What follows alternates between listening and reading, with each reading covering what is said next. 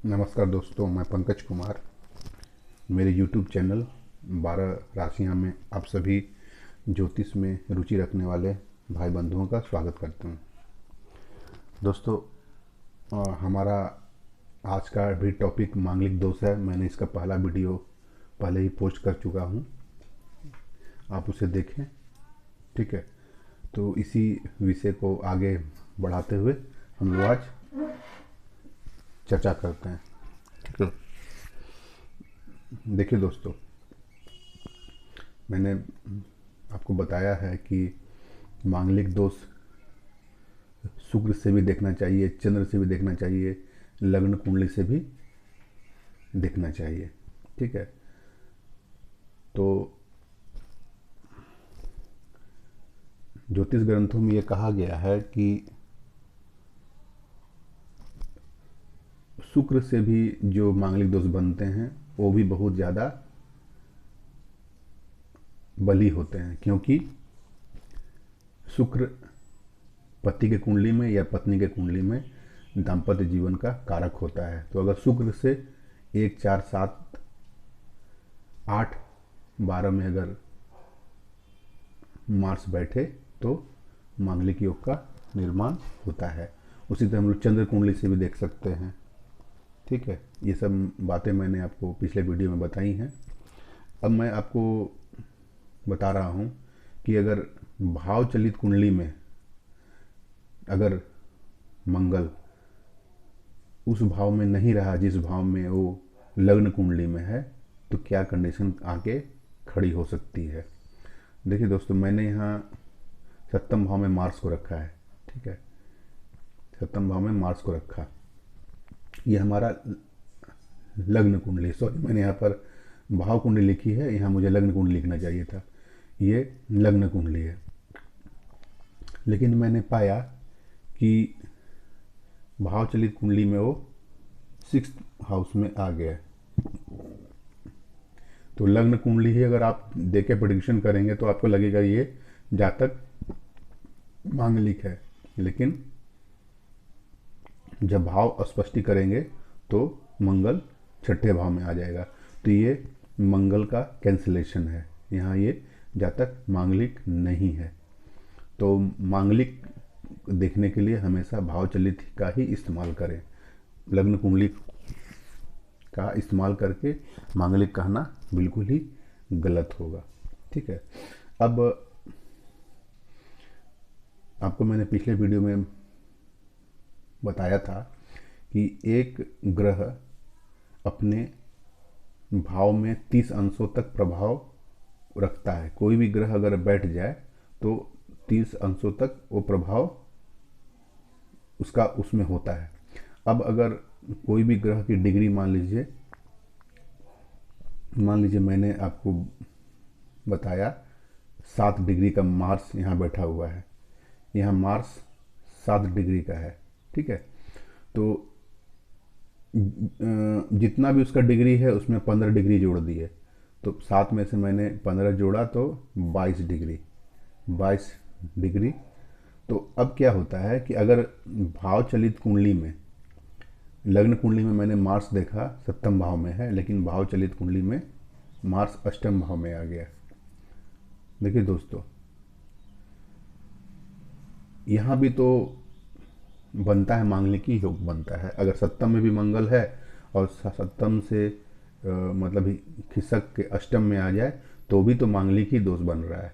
ठीक है, लेकिन जो ग्रह अपने ही भाव में रहते हैं, यानी वो भाव मध्य में रहते हैं और अपना भाव परिवर्तन नहीं करते हैं, ये मंगल ज़्यादा दोषी होता है, जो अपना भाव परिवर्तन नहीं करते हैं। ये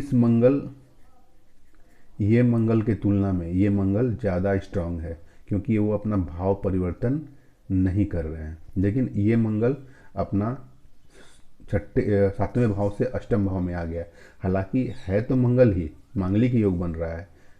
यहाँ होता तो मांगलिक योग नहीं बनता, लेकिन पहले, चौथे, 7वें, 8वें, 12वें, कोई कोई ज्योतिष इसको द्वितीय भाव मानते हैं।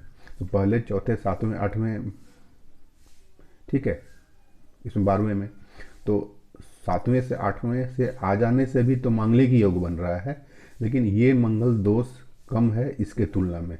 अब ये मंगल यहाँ पे एक हाउस का दे रहा है इफेक्ट्स, ठीक है, लेकिन ये मंगल क्या कर रहा है, देखिए मैंने मंगल को 7 डिग्री में दिखाया है, तो अब उसमें 15 डिग्री मैंने जोड़ दिया तो 22 डिग्री हो गई, ठीक है।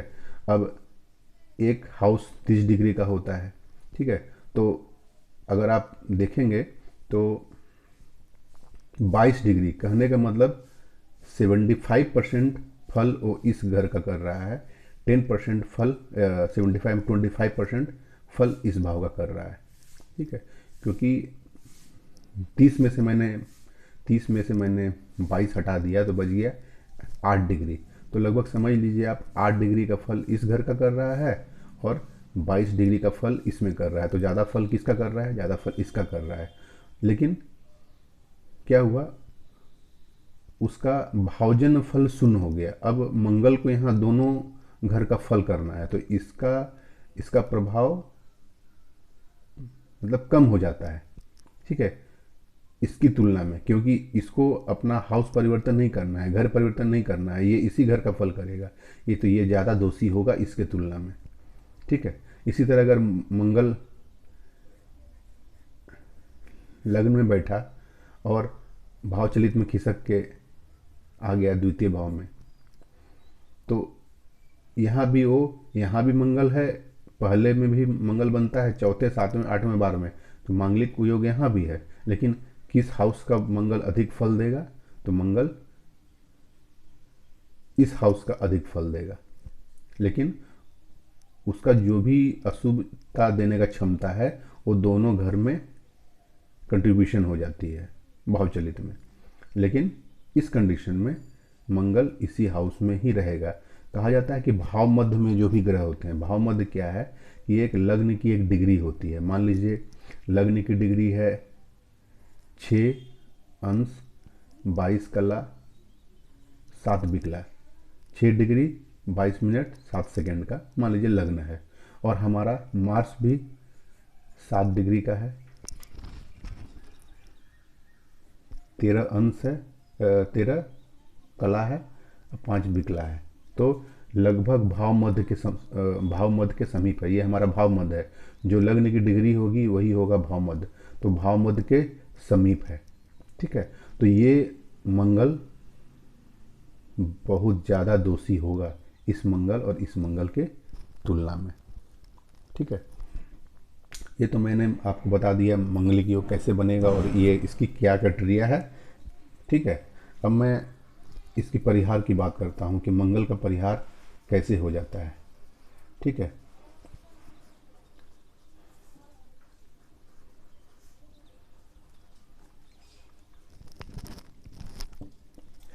देखिए दोस्तों, ज्योतिष ग्रंथों में ये कहा गया है कि वर और वधू दोनों के कुंडलियों में अगर वधू है तो उसके कुंडली में जहाँ मंगल है, तो वर की कुंडली में भी इन्हीं स्थानों में अगर मंगल आ जाए तो मांगलिक दोष कट जाता है, ठीक है। और साथ में अगर उसके जगह अगर मंगल के जगह अगर राहु केतु शनि भी रहे तो भी मांगलिक दोष कट जाता है, ठीक है। मैं बात कर रहा हूँ परिहार की, ठीक है। दूसरा, 28 वर्ष के बाद, जातक की आयु 28 वर्ष हो जाने के बाद मंगल अपना अशुभ प्रभाव छोड़ देता है, ठीक है। अब मंगल पर अगर गुरु की और चंद्र की दृष्टि पड़ती है तो मांगलिक दोष खत्म हो जाता है।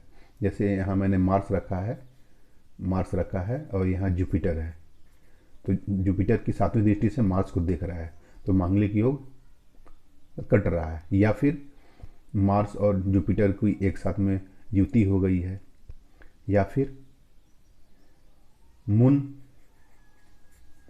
मार्स को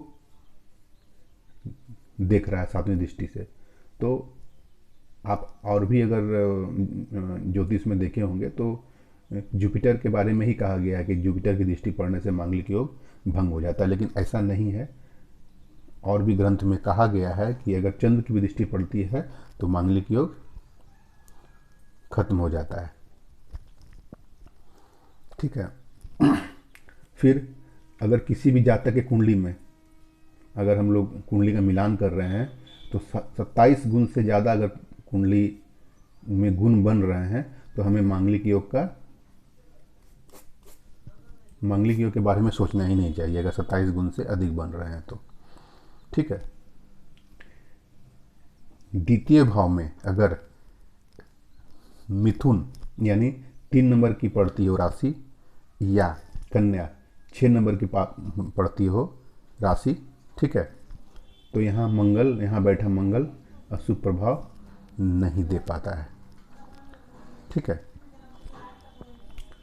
फिर स्वराशि का मंगल यानी यहाँ 1 नंबर है, यहाँ मार्स है, तो यहाँ मंगल स्वराशि का हो गया। ठीक है, स्वराशि का मंगल और चौथे भाव का मंगल दोष का निर्माण नहीं करता है। अगर उच्च राशि में भी हो जाए, मान लीजिए यहाँ 10 नंबर की राशि है, यहाँ मार्स है, तो मंगल यहाँ उच्च का हो जाता है, यहाँ भी मंगल का दोष कट जाता है। अगर हम नवांश कुंडली देखते हैं, वहाँ भी अगर मंगल उच्च नवांश में है तो मांगलिक दोष कट जाता है। ठीक है। अच्छा, आगे है कि 7वें भाव में अगर कर्क राशि 4 नंबर की राशि, ठीक है, 7वें भाव में, ठीक है, कर्क राशि अथवा 10 नंबर की पड़ती हो राशि तो मंगल दोष नहीं लगता है। ठीक है। मैं सिर्फ 7वें भाव की बात कर रहा हूँ। 7वें भाव में अगर आती है कर्क राशि आती है या फिर मकर राशि आती है और यहाँ मंगल है तो मंगल दोष का उदय नहीं है होता है। ठीक है। अब है कि 8वें भाव में बृहस्पति की राशि अर्थात धनु और मीन का मंगल हो तो मंगलिक दोष नहीं लगता है। जैसे यहाँ मार्स है और यहाँ 9 नंबर की राशि आती हो या 12 नंबर की राशि आती हो तो मंगलिक दोष का उदय नहीं होता है। ठीक है। फिर उसी तरह 12वें भाव में शुक्र की राशि वृष या तुला आती हो, यहाँ मार्स बैठा हो तो मांगलिक दोष का निर्माण नहीं होता है। ठीक है। फिर आगे है पॉइंट्स है कि सिंह और कुंभ राशि में, मान लीजिए कुंभ राशि 11 है और सिंह राशि 5 है, यहाँ का भी मंगल ज़्यादा दोषी नहीं होता है। ठीक है। फिर अगर सिंह लग्न है, लग्न नंबर 5 है सिंह, तो वहाँ का भी मंगल ज़्यादा दोषी नहीं होता है। ठीक है। तो ये सब बातें थी जो मांगलिक दोष का परिहार के बारे में हमें बताता है, जो विभिन्न ग्रंथों में लिखे गए हैं। अब है कि कहते हैं कि मंगल मांगलिक होने से अगर वधू के कुंडली में मांगल दोष है और वर के कुंडली में मांगलिक दोष नहीं है तो विवाह का विच्छेद चांसेस ज़्यादा हो जाता है, या फिर वर या वधू में से किसी की मृत्यु हो जाती है। तो मैं आप सभी दोस्तों से ये कहना चाहूँगा कि ऐसा कुछ भी नहीं है। ठीक है, ऐसा कुछ भी नहीं है। हाँ, मंगल ही से सिर्फ विवाह का विच्छेद का होना कहना सही नहीं है, उसके लिए और भी फैक्टर्स मिलने चाहिए। हमने नवांश कुंडली देखा ही नहीं और मैंने फलित कर दी कि तलाक हो जाएगा। मैंने यहाँ तक देखा है कि मांगलिक दोष, वर के कुंडली में मांगलिक दोष है, वधू कुंडली में नहीं है, लेकिन विवाह अभी भी कायम है, या बात है मतलब मृत्यु हो जाने की, तो ऐसा कुछ भी नहीं है। मैंने ऐसे कुंडलियाँ मैंने देखा है जिसमें मांगलिक दोष हैं और अभी भी उनकी मैरिज लाइफ 35 साल 40 साल चल गई है। तो ये मुझे लगता है कि इससे ज़्यादा मतलब भ्रमित होने की ज़रूरत नहीं है। हाँ, लेकिन हाँ कुछ उपाय आपको करने हैं। देखिए, मंगल तो अपना स्वभाव नहीं छोड़ देगा। मंगल का स्वभाव ही है कि वो तनाव लाता है, तो वो अपना स्वभाव नहीं छोड़ देगा। लेकिन इसका मतलब ये नहीं कि मंगल की वजह से मृत्यु हो जाएगी, अलगाव हो जाएगा, ऐसा नहीं है। ठीक है। अब आता है बात कि मंगल अपना प्रभाव कब देगा। तो मंगल अपना प्रभाव दशा, अंतर्दशा और पत्यंतर दशा में ही देगा। ठीक है। तो मंगलिक योग हमें चंद्र से, सूर्य से, शुक्र से, लग्न से देखना चाहिए।